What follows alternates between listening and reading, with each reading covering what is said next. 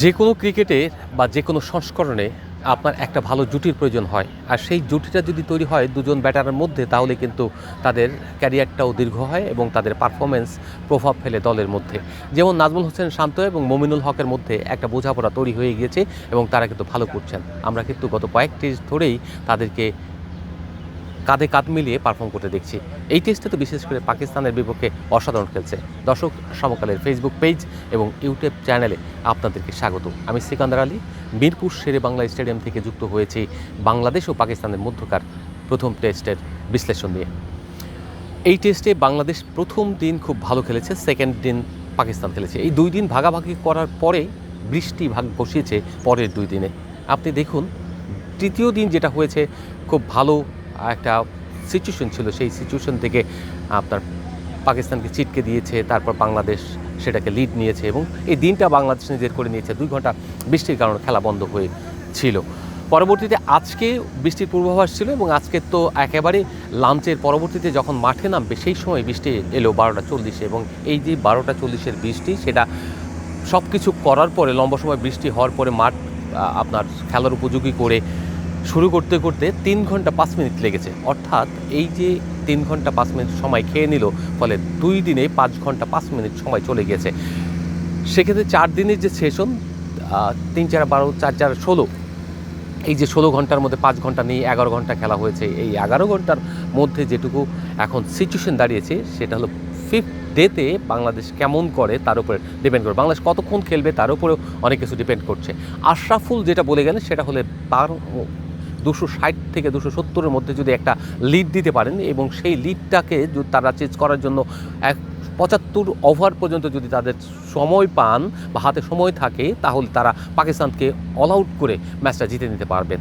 সেই বিষয়ে যদি একটু আমরা তাকিয়ে দেখি, পাকিস্তান কি সেই মানের দল যে আপনার 75 ওভার ফেস করতে পারবে না? হ্যাঁ, টাফ আছে মিরপুর শের বাংলা স্টেডিয়ামের 5ম দিনের উইকেটে।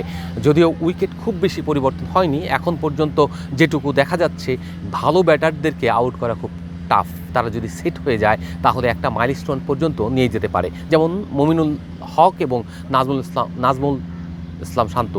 হোসেন শান্ত, তারা কিন্তু নিয়ে গিয়েছেন, জুটি করেছেন। মমিনুল এই ম্যাচে একটা দারুণ রেকর্ড করেছেন। তিনি 76 টেস্টে 5000 রানের মাইলফলক ছুঁয়েছেন।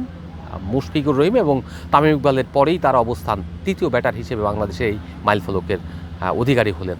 তার ধারাবাহিকতা যদি তিনি রাখতে পারেন এবং 110, 15, 20 টেস্ট খেলতে পারেন, তাহলে তার রান 8 থেকে 10,000-ও হতে পারে। এখন তিনি অনেক বেশি ধারাবাহিক, এই ধারাবাহিকতার ফলে তার যে পারফরমেন্সটা আসছে, সেটা দিয়ে তো হয়তো তিনি একটা সময়ে বাংলাদেশে একটা মাইল স্টোন সেট করে যাবেন এবং সেটাই পরবর্তীতে অন্যদেরকে সেই রেকর্ড ছোঁয়ার জন্য লড়াই করতে হবে। পরবর্তী ব্যাটার যারা আসছেন, উদীয়মান আসছেন, তাদের অনেক সময় আছে, তারা লম্বা সময় খেলতে পারবেন। সেই জায়গা থেকে বলা যায় মমিনুলকে বিট করার জন্য অনেকে প্রস্তুত থাকবেন। তবে তিনি যদি অ্যাভারেজটা 50+ রেখে যেতে পারেন, তাহলে সেটা হবে বাংলাদেশের জন্য সবচেয়ে বড় একটা অ্যাচিভমেন্ট। যেমন অন্যরা যেন তাকে আদর্শ হিসেবে মানতে পারে, সেই জায়গা থেকে আপনার বিষয়টা মমিনুলকে চিন্তা করতে হবে এবং মমিনুল সেই টার্গেটটা নিশ্চয়ই সেট করবেন। আগামীকালের ম্যাচের জন্য, আগামীকালের শেষ দিনের খেলার কথা যদি আমরা বলি, তাহলে সেই জায়গাটা দেখতে পাচ্ছি যে সকালের সেশনটা খুবই ইম্পর্টেন্ট। বাংলাদেশের এখন যে জুটি রয়েছে, নাজমুল হোসেন শান্ত এবং মুশফিকুর রহিম, তারা কিন্তু অভিজ্ঞ ক্রিকেটার। একজন 40 টেস্ট, একজন 101তম টেস্ট খেলছেন। তো এই যে তাদের পারফরমেন্স, তারা যদি ক্যারি করতে পারেন, প্রথম 2 ঘন্টা যদি তারা চালিয়ে দিতে পারেন, অর্থাৎ কাল সকালে উইকেট দেখার পরে তারা পরিস্থিতি বুঝে সিদ্ধান্ত নেবে কতক্ষণ খেলবে। বাংলাদেশের এখন যে লিড রয়েছে তা কিন্তু 200 নয়, 179-এর মতো বোধ হয়, বা সেই জায়গা থেকে যদি চিন্তা করেন, তাহলে বাংলাদেশে 260-70-এ যেতে হলে এখনও অনেক রান করতে হবে, অর্থাৎ আপনার 80-90 রান করতে হবে। সেই ক্ষেত্রে অ্যাটাকিং ক্রিকেট খেলতে হবে এবং ব্যাটিংটা অ্যাটাকিং হলেই কেবলমাত্র এক সেশনে এই পরিমাণ রান করা সম্ভব হবে। আদার দেন আপনি অত বেশি রান করতে পারবেন না। সেক্ষেত্রে পরবর্তীতে 2 সেশন কতটুকু খেলা হবে, যদিও খেলা হওয়ার কথা আপনার আশরাফুল বলে গেলে 98 ওভার পর্যন্ত। সেক্ষেত্রে ওয়েদার পারমিট করবে কিনা, আলো থাকবে কিনা, বৃষ্টি হবে কিনা, এইসবের উপর অনেক কিছুর উপরে নির্ভর করছে।